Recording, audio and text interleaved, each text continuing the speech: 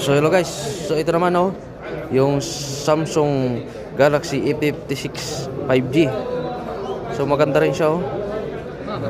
So 256 GB, 1,499 SR. Tapos tong isa yung 120 GB, 1,300 SR lang. Ano natin yung camera?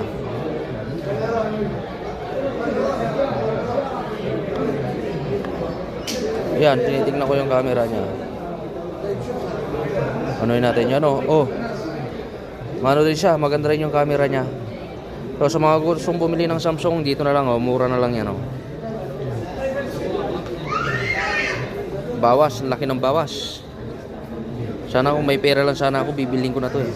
So dito lang yan guys, sa may Kurais, sa may Lulu Hypermarket. So ayan lang guys.